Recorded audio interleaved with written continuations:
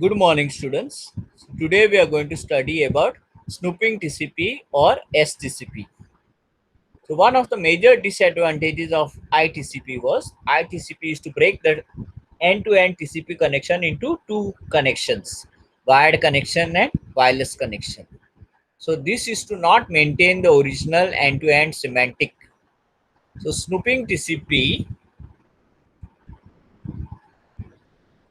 leaves the end-to-end connection intact.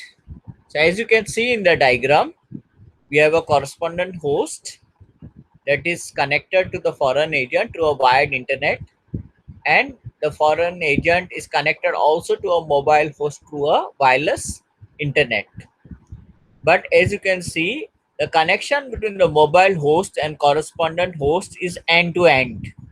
Okay, so there is just end to end semantic that is maintained in snooping TCP. The connection is not broken into two parts. So the main function of this STCP is to buffer the data at a foreign agent. So why this buffering is done?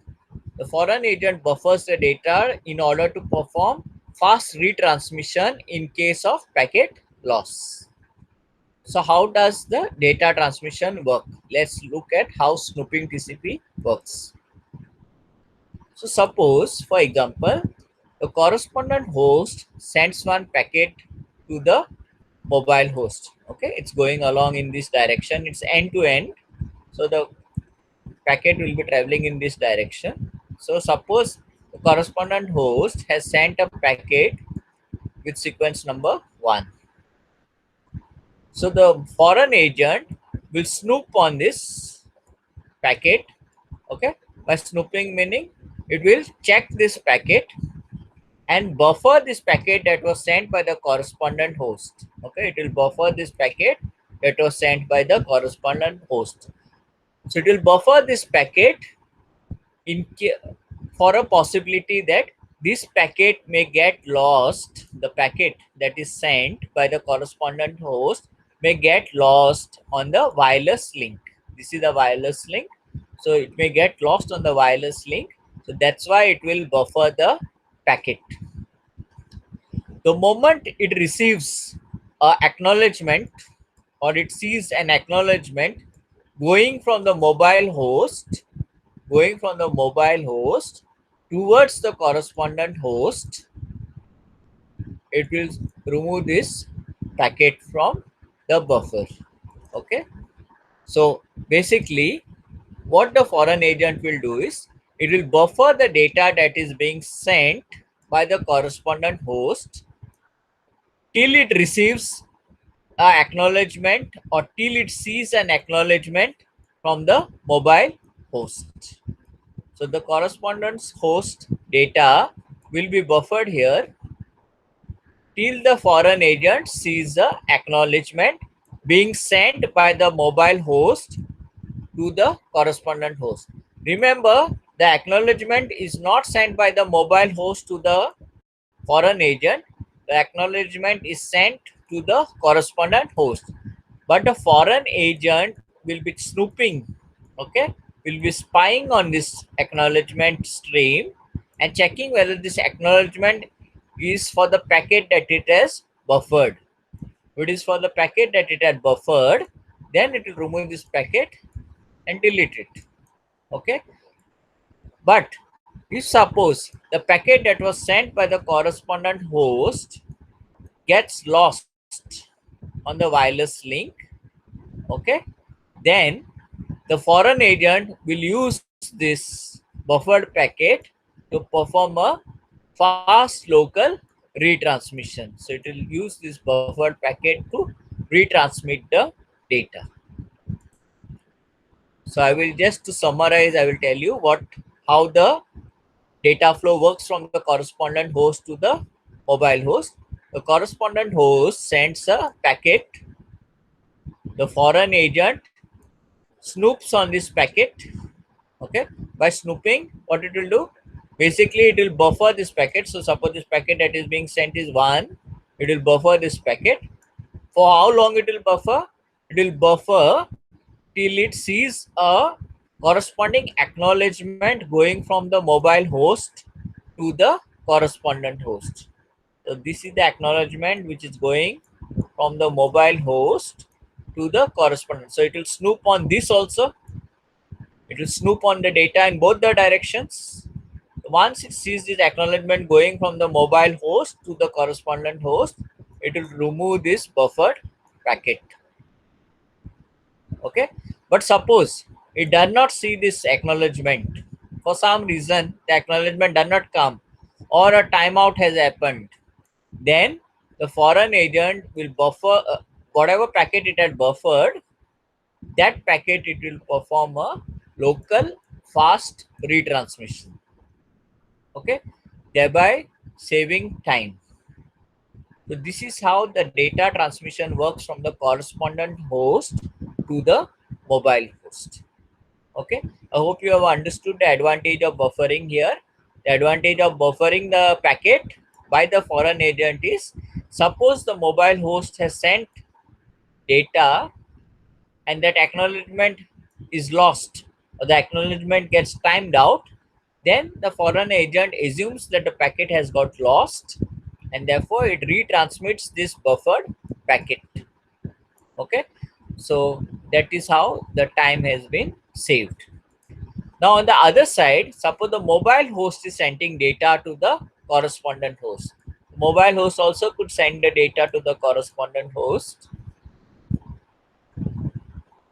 Okay, so while sending this data, suppose this packet gets lost for some reason.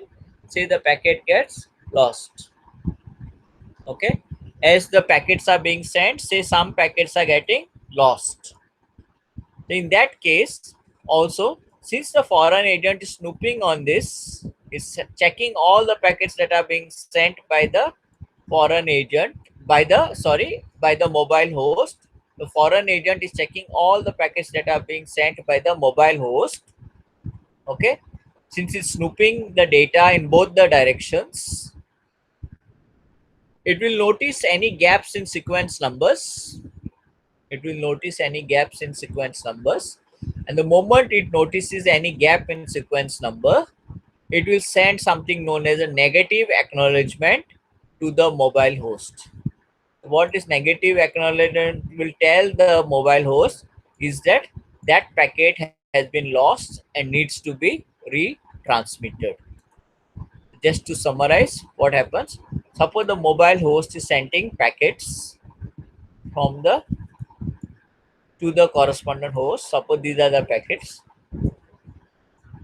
Okay, and say the fourth packet, after sending three packets, the fourth packet gets lost.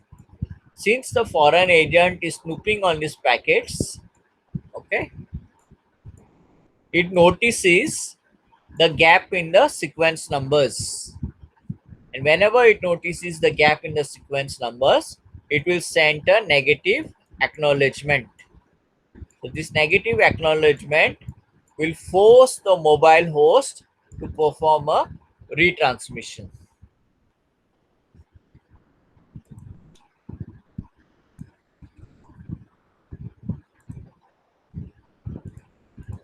So you can just read this, how snooping TCP works. I've explained. So basically in snooping TCP, changes to TCP need to be made only at the foreign agent.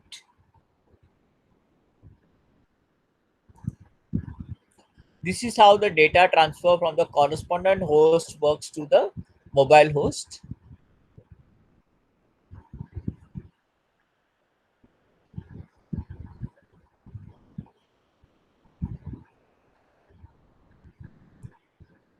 These are the advantages of snooping TCP. First one is the end-to-end TCP semantic is preserved. Second is correspondent host does not need to be changed, as most of the enhancements are in the foreign agent. Thirdly, it does not need a handover of state. Okay, like we had discussed in ITCP, some the handover had to be done. The entire TCP and socket connections needed to be handed over to the new foreign agent. Here it need not be done as the changes have already been made to the foreign agent. So it does not matter if the next foreign agent uses enhancement, because if the enhancement is not there, it will fall back to the standard solution. These are the disadvantages. Okay. The packet losses are not isolated over the wireless link as well as ITCP. So using negative acknowledgements means we assume that there are some additional mechanisms on the mobile host, and if end-to-end encryption schemes are used between the correspondent host and mobile host, then the snooping scheme fails. So thank you for listening.